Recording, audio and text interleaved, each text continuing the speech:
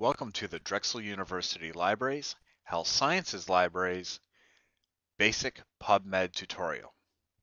At this point, we're on the Health Sciences Libraries website, and we'll begin by scrolling down and selecting Medline PubMed from the quick links here. Even though PubMed is a free resource, it's important to select PubMed from the quick links section here. That way, you'll be prompted to enter your Drexel information and receive access to Drexel University Libraries full-text journal holdings through this resource. So I'm going to click on this now. That will bring me in. And if you're accessing this resource remotely, again, you're going to be prompted for your username and password. For the basic tutorial, we'll focus on this search line here. We'll be looking for information related to the use of constraint-induced therapy, related to improving limb function in stroke patients. Now, you don't really want to type all that information into this PubMed basic search box.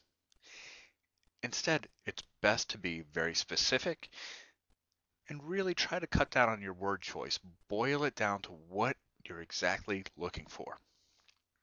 So in this case, I'm going to enter stroke,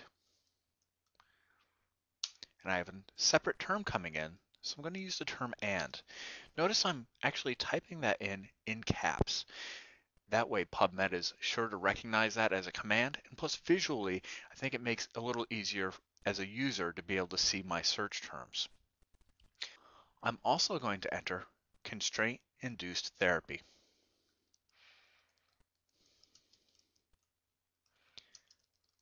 Also known as constraint-induced movement therapy.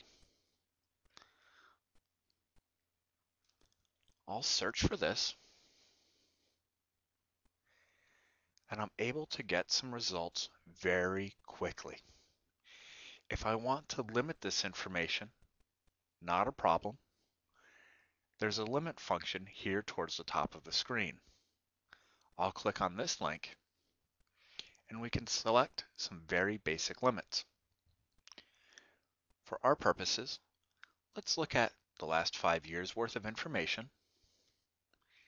And PubMed is an international database, so I'm going to make sure to select English when it comes to language. I'll scroll a little further down. I'm also going to use the human limit here.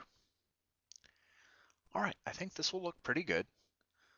I'll click the search button now to apply these limits. And now we're ready to examine these results.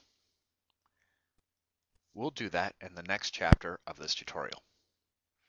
This concludes this chapter of the tutorial.